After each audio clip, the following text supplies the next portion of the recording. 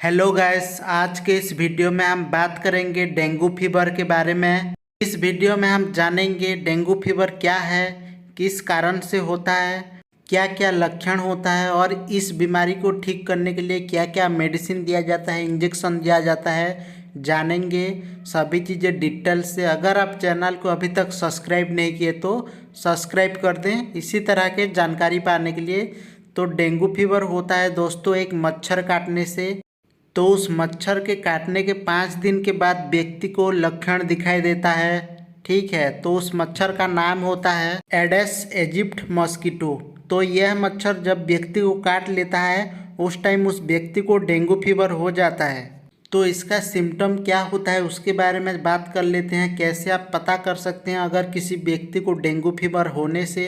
तो व्यक्ति को बहुत तेज बुखार आएगा, बहुत ज़्यादा तेज बुखार आएगा और व्यक्ति को सर्दी लगेगा और उसके साथ उसका जो बॉडी में बहुत ज़्यादा पेन होगा, जैसे कि बॉडी में सिर पेन करेगा, जॉइंट पेन करेगा, मसल पेन करेगा, बहुत ज़्यादा दर्द होगा और व्यक्ति को नोजिया वोमिटिंग हो सकता है, मतलब कि उल्टी हो सकता है और व्यक्ति का हाथ पैर जो है वो स्वेलिंग हो जाएगा, मतलब कि सूजन आ जाएगा हाथ पैर में व्यक्ति का। और एक इम्पोर्टेंट चीज़, व्यक्ति का प्लेटलेट्स कम हो जाता है। यह हमारे बॉडी में रहना चाहिए 1.5 लाख से लेकर 4.5 लाख के बीच में। अगर व्यक्ति को डेंगू हो जाता है तो यह बहुत ज़्यादा कम हो जाता है। तो यह जो प्लेटलेट्स होता है यह भी एक ब्लड का सेल होता है, जैसे कि आरबीसी डब्ल्यूबीसी होता है वैसे यह भी एक ब्लड का सेल होता है। तो प्लेटलेट्स जब कम हो जाता है क्या होता है कि हमारा जो खून का थक्का होता है वो नहीं बन पाता है, मतलब कि क्लॉट जो होता है वो नहीं बन पाता है। अगर व्यक्ति को किसी तरह का चोट लग गया तो ब्लीडिंग कंटिन्यू होगा, उसका जो ब्लीडिंग है वो बंद नहीं होगा, कंटिन्यू ब्लीडिंग होता ही रहेगा। जो क्लॉटिंग फैक्टर होता है वो कम जाता है, उसकी वजह से क्लॉट नहीं हो पाता है और ब्लीडिंग कंटिन्यू होता रहता है। ठीक है, तो गैस यह कुछ लक्षण होता है। यह सब लक्षण देखने से आप पता कर सकते हैं कि व्यक्ति को डेंगू फीवर हुआ है बोल के। तो नेक्स्ट हम बात कर लेते हैं डेंगू के ट्रीटमेंट के बारे में। क्या क्या ट्रीटमेंट दिया जाता है, इसमें कौन कौन सा मेडिसिन दिया जाता है उसके बारे में जान लेते हैं। तो सबसे पहले व्यक्ति को पैरासीटामोल टैबलेट दिया जाता है। आप दे सकते हैं 500 mg या 650 mg का। तो इसको आप दिन में 2 से 3 बार दे सकते हैं खाना खाने के बाद। यह जो होता है बुखार को ठीक करता है। और उस टाइम आप दे सकते हैं नोजिया वोमिटिंग एसिडिटी को ठीक करने के लिए पैंटोप्राजोल प्लस डोमपेरिडोन टैबलेट। तो यह टैबलेट को सुबह खाली पेट दिया जाता है दिन में 1 बार। और किसी व्यक्ति का प्लेटलेट्स काउंट बहुत कम हो गया है तो वहाँ पे आप कैरीपिल टैबलेट दे सकते हैं। तो इस टैबलेट को दिन में 1 बार दिया जाता है। तो फ्रेंड्स, डेंगू के लिए कोई वैक्सीन नहीं होता है या कोई मेडिसिन नहीं होता है, इसको सिम्टोमेटिक ट्रीटमेंट ही दिया जाता है।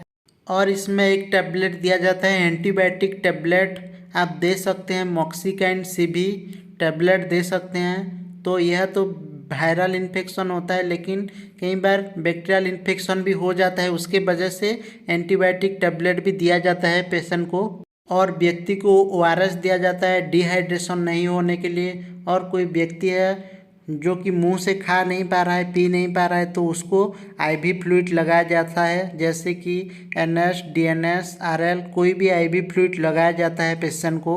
और पेशेंट को लिक्विड डाइट खाना होता है इस टाइम, तला हुआ चीज़ें नहीं खाना होता है। लिक्विड डाइट जैसे कि जूस हो गया, बिस्किट हो गया, इस टाइप का लिक्विड टाइप का चीज़ें सभी खाना होता है। और एक इम्पोर्टेंट चीज़, अगर व्यक्ति को डेंगू हुआ है तो उसको कंप्लीट बेड रेस्ट दें, क्योंकि अगर उसको कहीं पे चोट लग गया तो उसका जो ब्लीडिंग है वो नहीं रुकेगा और उसके वजह से व्यक्ति को आईएम इंजेक्शन नहीं लगाया जाता है, क्योंकि उस टाइम ब्लीडिंग होना शुरू हो गया तो वो भी बंद नहीं होगा।